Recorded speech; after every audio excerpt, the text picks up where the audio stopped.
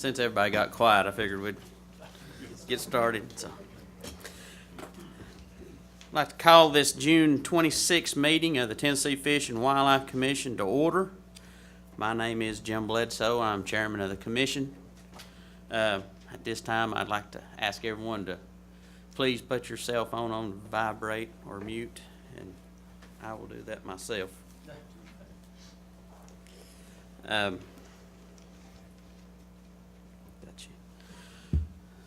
All right.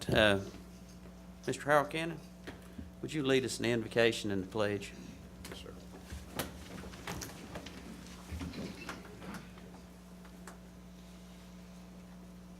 Father God, we thank you for this day. We probably don't say that enough. We thank you for the chance to be stewards of what you've created, and we probably don't say that enough either. Forgive us for that as we move forward today and in the midst of this things. Guide us in how you want what you've made taken care of, whether it be our wildlife, people of this state, the officers who are working so hard in a tough heat. Be with them today, blessings to them, protect them. And again, Father, we thank you for this opportunity to do our best. And we ask that you be in the midst of this place. For it's in your holy name, Jesus, we pray. Amen. Amen. I pledge allegiance to the flag of the United States of America and to the republic for which it stands, one nation, under God, indivisible, with liberty and justice for all.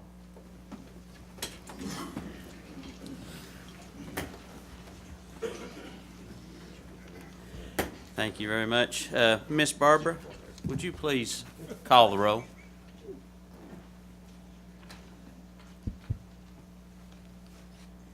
Chad Baker. Here. Jim Bledsoe. Here. Harold Cannon. Here. Jeff Cook. Bill Cox. Here. Kurt Holbert. Here. Connie King. Here.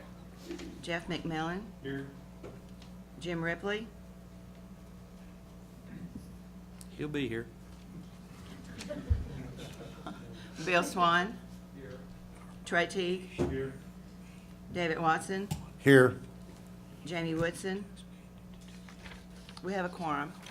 Thank you, Miss Barbara. I'd like to recognize all the guests in the room, but we have a room full of guests, so all of you are special. So I would like to mention Evan Freeman from Senator Alexander's office. So, moving on, there's been a tablet passed around the room. If you would please sign that tablet and put down what group you are with or affiliated with, and that way your attendance will be recognized. We have two committees meeting today, budget and wildlife, and then we have quite a few presentations. During each one of the committees, if you have something to address the commission about, please come to the microphone and address either the chairman of that committee or myself. And please do not have any banter back and forth with the audience. Direct your questions to us and we'll direct them to whoever. If something's not on the agenda that you want to talk about, you will have time at the end of the meeting to, I will ask for any other comments, and that'll be a good time to get up and do that. So, moving on, the minutes from the May meeting. Everybody's had a chance to look at them.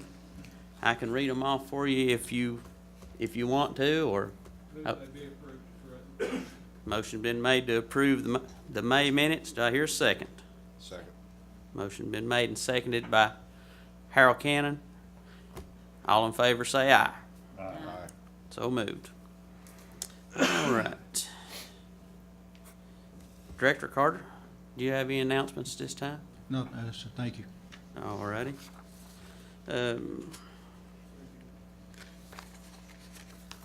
The first, I guess we move into our presentations. Director Carter. entertain you at the podium, please.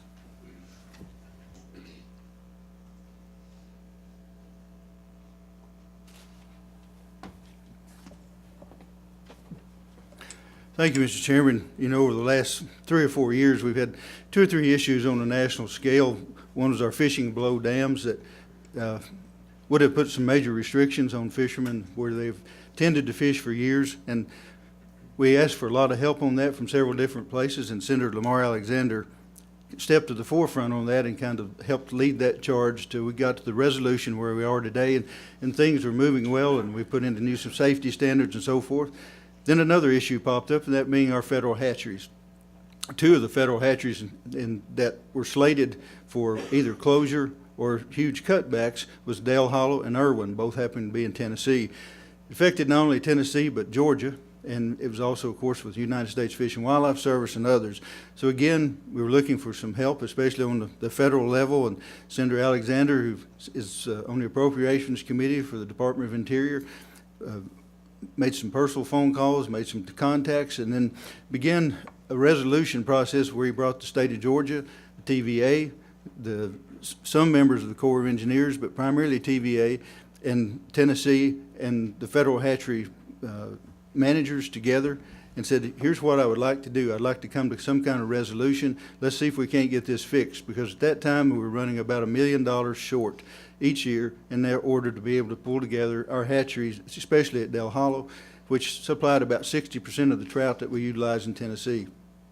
So that being the case, after about 3 years and lots of work, and I'll recognize the Tennessee Valley Authority for their major step in this as well, Senator Alexander pulled together what we considered the most viable option, which was the Tennessee Valley Authority decided that they would put in almost $1 million a year in perpetuity to keep Dale Hollow National Hatchery running, as well as Irwin Natural Hatchery. So with that, we wanted to make sure that we recognize Senator Alexander for his unique efforts and his singular efforts in trying to pull that forward. With that, I'd like to read a resolution which is recognizing from both the agency and the commission. It's a resolution to express appreciation to honor Senator Lamar Alexander for his significant efforts and contributions in support of the Tennessee Wildlife Resources Agency, the Tennessee Fish and Wildlife Commission, and the many anglers who fish waters across the state. Whereas the Tennessee Fish and Wildlife Commission, along with the Tennessee Wildlife Resources Agency, has statutory responsibility for the preservation, protection, enhancement, and management of Tennessee's fish and wildlife and their habitats for the use, benefit, and enjoyment of the citizens of Tennessee and its visitors.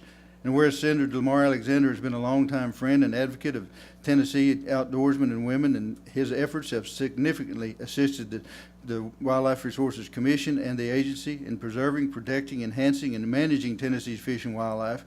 And whereas the Irwin National Fish Hatchery in Irwin, Tennessee, and Dale Hollow National Fish Hatchery in Salina, Tennessee, were denied federal funding that would have resulted in the closure of the hatcheries, and whereas these hatcheries produce over 1.5 million trout to 150,000 resident and non-angler to this Tennessee, producing an economic impact of $45 million annually, and whereas Senator Lamar Alexander was instrumental in helping to formulate a long-term agreement between the TWRA, the Tennessee Valley Authority, and the United States Fish and Wildlife Service that will ensure long-term funding for the hatcheries and safeguard the stock trout fisheries in the 13 Tennessee Valley Dam tailwaters and reservoirs in Tennessee for years to come.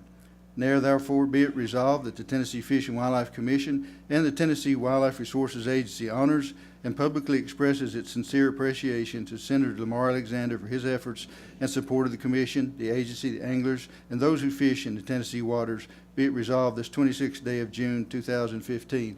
Chairman Bledsoe, if you'd join me, please, sir.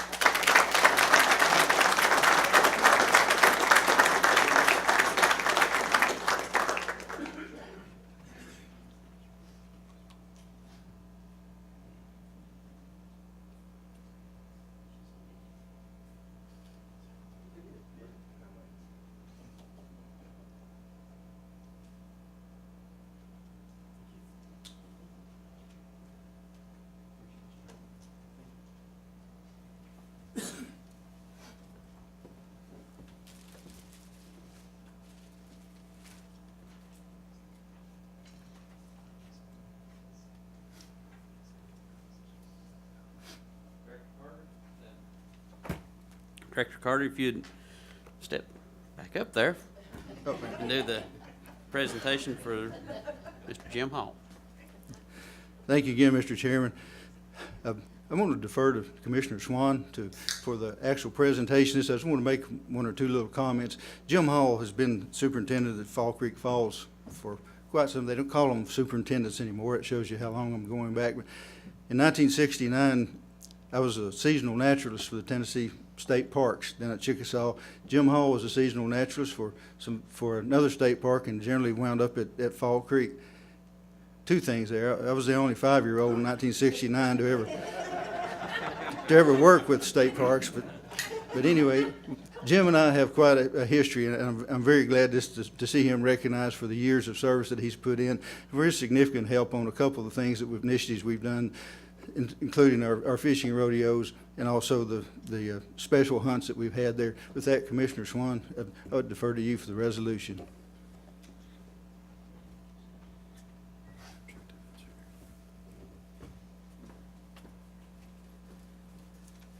By the way, Jim said he couldn't be here today. He's undergoing treatment for cancer, and he was also required to be at a must-attend meeting for state park employees in Chattanooga.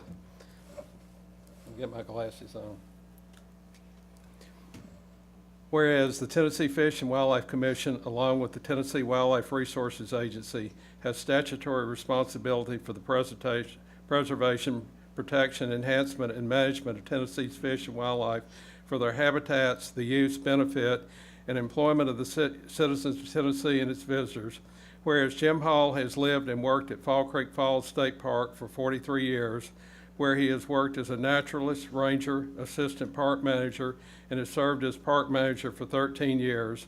And whereas Jim Hall is an avid nature photographer, is very active in his church, community organizations, and he and his wife Mary enjoy their free time with their son Chris and his wife Cameron and grandson Baylor in Maryville. And whereas the Hunts for Warriors program in Tennessee provides unique hunting experiences for wounded veterans, and whereas in December 2014, the Tennessee Wildlife Resources Agency, the Tennessee Valley Chapter of Safari Club, and the Tennessee Division of State Parks partnered to host the first annual Hunts for Warriors at Fall Creek Falls State Park. And I might add, it's the first gun hunt that was ever held there. The hunt provided an opportunity for 15 wounded veterans to harvest a deer, and whereas the hunt would not have been possible without the significant efforts and the contributions of Jim Hall, now therefore be it resolved, the Tennessee Fish and Wildlife Commission and the Tennessee Wildlife Resources Agency honors and publicly expresses its sincere appreciation to Jim Hall for his efforts and contributions to the Hunts for Warrior program, and be it further resolved that the Fall Creek Falls State Park shall now be called the Jim Hall Hunts for Warriors this 26th day of June 2015.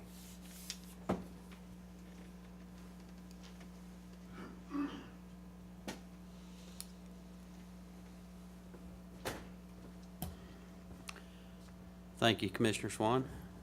Director Carter again. Man, you're popular this morning. I'm on a roll.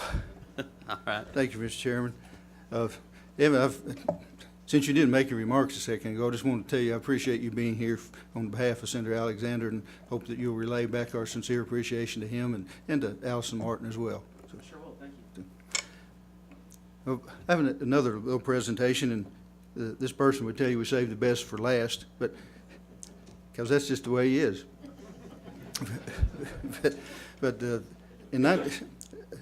Michael Rance is a name that's very familiar to a lot of people in Middle Tennessee, and actually if you follow his internet columns, he's a familiar name to a lot of people throughout the United States, but especially here in the Southeast.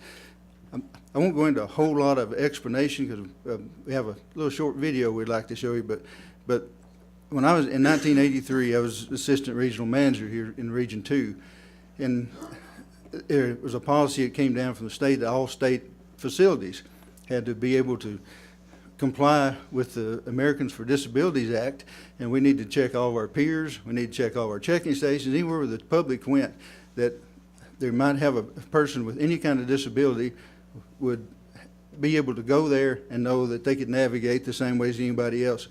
So having known Mike for a while, I said, I think I'll call Mike. So I called him, and Mike is blind and has navigated for a number of years in that respect. So I said, Mike, I need a guinea pig. How about driving with me all over the Region 2 here and checking our facilities? And he said, well, what do I have to do? And I said, I'm just going to kind of push you out of the car, and you try to make it to the pier or the check-in station, and every time something happens, I'm going to note it on a notebook, and we'll know how things are going. So he said, okay. So we did, and I won't go into all the stories, but I remember he's going, did you know I was going to bump my head? And I was going, well, I couldn't tell you that. That would have been biased to report, so I had to put that down. And then we got down to Laurel Hill and the fishing lake, and he's starting to walk out on the thing, and I could tell he's getting close to the edge, but I couldn't say anything. Luckily, he didn't get all that wet, but I was going, Mike, I was going to throw you a life jacket. But anyway, that's the kind of guy he is. And over the years, Mike has called me sometimes and chastised me for different things, but I've always really enjoyed the conversations we've had and the columns that he's written. If he needs to criticize, he does. If he needs to compliment, he does. And I've just appreciated that relationship. So before I get into any more of those comments, we have a Wild Side segment that was put together a few years ago about Mike. And Jason, if you'd play that for us, I think that'll sum up a lot of where we are.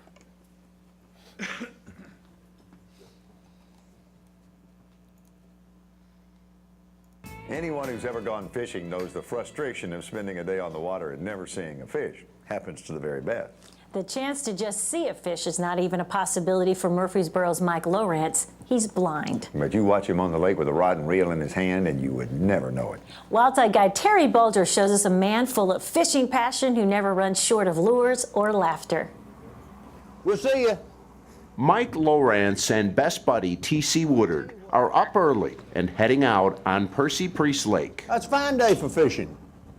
Any day you go fishing is better than a day of working. It's easy for us to see the sun's not out yet. Mike knows it too. You can tell that it's dreary. What Mike knows does not come from his eyes. In his late 20s, doctors told him he was going blind. I knew I was going, it just wasn't if, it was a matter of when. And I tried to prepare myself. Fishing wasn't the top priority, but it was on his list. So what I used to do before I went blind, I'd take a minnow bucket and put it out in the backyard and shut my eyes and cast it at the minnow bucket. With eyes closed, he'd listen to the landing. He does the same thing now out here. That's like these people always saying that, blind people can feel better than a sighted person or they can hear better. That's a crock. The only reason that you can feel better or hear better is you're paying more attention. Spend any time with Mike Lawrence on land or water and you'll learn quickly that sight, or lack of it, doesn't stop him from anything. Like catching fish on a cane pole. For years, he caught fish and showed everyone how on his outdoor television show. His knowledge qualified him for the job, but his sunny personality is why viewers tuned in. Well, we're going to turn him back and hope that there's another one out there just as big. Article 4, October the 20th. Article begin. These days, he spreads the news by newspaper, writing, or actually just talking, a weekly column for the Daily News Journal in Murfreesboro. I want the lowest guy with the lowest amount of education that can read to understand it, as well as a college graduate. It's an article that really isn't written. More thoughts from the top of his mind. A professor at the university was a friend of mine, and he came in the store one day, and I said, I believe I need to go to the university and take a little English, a little journalism. Maybe I can do better. He said, no, you don't need to do that. So when I read your article, it sounds like you're talking to me and me alone. And if you go out there, they'll run you, so don't go. So I didn't go. Yeah, TC and I have caught a few fish. That's like I tell people about my fishing. The average person hears about 40% of what he really hears. So I tie the lures on so they don't have to turn the light on. Peace and quiet's usually part of an early morning on Priest Lake, but not with Mike. the boat motor's off, but his motor's always running. I know it. Well, I can't believe you said that. There's never no loss of words for Mike. Somebody asked me, said, what does your wife do? I said, well, she gets mad at me, she moves the furniture out in the middle of the floor. So what do you do? I said, I go through and unscrew all the light bulbs. He's always good for a laugh, man, that's for sure. He's definitely good for a laugh. It's taken a lifetime of effort for Mike to handle blindness. He now does things so well that some people think he can see. You know, you work all your life to try to keep people from saying, oh, the poor blind guy. And when you're successful at it, or partly successful, then you have other problems. Mike figures it's just all part of his beautiful life. There's nothing out here that's built for a blind person. You either conform and do the best you can, or you just get over the corner and kick a bucket, I guess. I don't know. And I wanted to fish. So I fished. I'm Terry Bulger on Tennessee's Wild Side.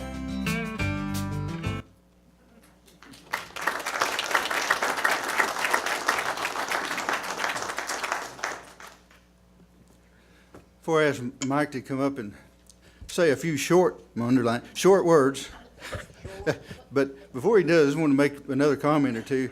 Now I understand that comment about writing to the lowest common denominator so people would understand. He used to call me and say, let me read you something. So now I understand what he called for. He used to tell you, I'm going to fish in this tournament this weekend, and something that didn't come out of it, Mike drove his own boat. And I used to ask him how he would do that. And he said, well, my buddy that's with me would say, well, a little more left, a little more right, stop, go a little bit faster. He said, what do you think about that? And I said, just let me know when you're going to be there, because I'm going to be busy somewhere else that day. But, Mike, let me see if I can find the right thing. Hang on just a second. I'm going to hit you in the belly right here. Watch it. I mean, I know you pretty well, but I just want to get this out. There we go. What in the world are you doing? I can't tell you.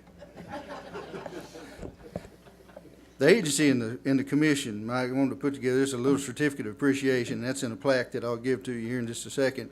I want to read it here. It says, and this is for all your outdoor columns, for your shows, for all the things that you've done for all of us to keep in front of the people of Tennessee, the appreciation of the outdoors and all those things. That's not in this is just me talking. Oh, really? But here's what it says. Presented to Mike Lawrence by the Tennessee Wildlife Resources Agency and the Tennessee Fish and Wildlife Commission, in recognition of Mike's outstanding career as both a participant in the outdoors and for his popular outdoors columns and programs. For decades, his columns have covered a wide variety of fishing and hunting topics. Mike's fair and balanced editorial commentary has been a positive inspiration to his readers for decades. The Tennessee Wildlife Resources Agency and the Tennessee Fish and Wildlife Commission thank Mike for his long career that will be admired, respected, and appreciated by sportsmen for generations to come. And I asked him if he was really retiring. He didn't give me a straight answer, so I assume that even though he says he's retiring, there's a chance that he'll resurface. But, Mike, I'm going to lay this up here, and I'll give it to you in a second. If you want to take about a step to the left, you'll be right in front of the microphone. Okay. Where'd you hide the microphone? Right here. Let me give you a hand. Oh, okay. By the way, I don't feel like I deserve this honor, but if I'm getting an honor, I'd like to get a check to go with it. For many years, I've dealt with TWRA, and I've had great results. Not always what you would expect, but I've really enjoyed it. I met some really nice people. That even includes Doug Markham. But, and I've tried to do my best. I've tried to do what people would expect, tell you what's happening and tell the truth. They say, you know, everybody lies in fishing, but you and me, and I sort of wonder about you. But I have certainly enjoyed it, and I don't really think I deserve this. I just did it because I wanted to. I wrote a book one time, and they said, why did you write a book? I said, well, I didn't do it to make money. I just did it because I wanted to. We started a TV show. They said, why did you do it? I said, well, I thought I'd make a little money. I didn't know how to do it, but we did it anyway. And that's been the way it's always been. This friend of mine who was a sports editor for the Daily News Journal, Greg Pogue, asked me, said, how would you describe Mike Lawrence? I said, well, patience, determination, and courage. I said, patience, when you're blind, you better have patience or you're going to have a lot of trouble. Determination, you have got to be determined to do whatever you're going to do. And courage, can you imagine stepping out in the street, can't see the car coming, just hope you can hear him. And every time you cross the street, you say, well, phew, man, that's a great trip. People, I have guide dogs. I've had 5. I've been blind since 1962, and I've had a lot of experiences. And they asked me, well, how's it been? I said, well, I hadn't been hit but twice, so I guess that's not too bad a record in all those years. But if you go to Murfreesboro, that's the way it is. And TWRA has always been a part of my life. I can remember many years ago, I met Ed, I believe, in the license at that time, I think were $1.50 or something to that amount. That's so far back in the, the far past. But no, that's a joke. I didn't meet Ed. I did meet a guy named Walter Taylor, who was a game warden in those days. But my connection with TWRA has been great. They've been a lot of help in doing my columns. They've kept me straight and kept me from going the wrong way, and I really appreciate it. And I really thank you for the honor, but I probably don't deserve it. But thanks.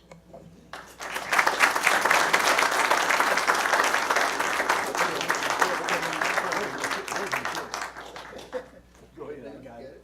Oh, go ahead. I'll go another way.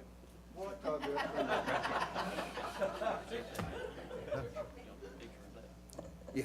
Hey, Mike, before you vacate the premises, we'd like to get a picture.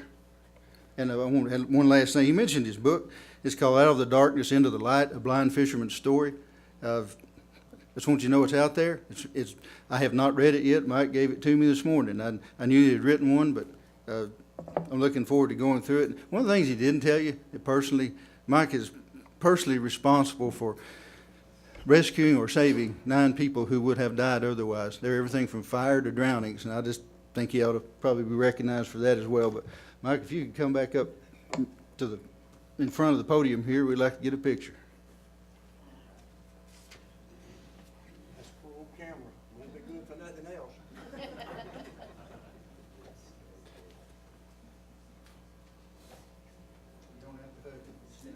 Don't worry, I won't. Where's Faye? I'll hug her.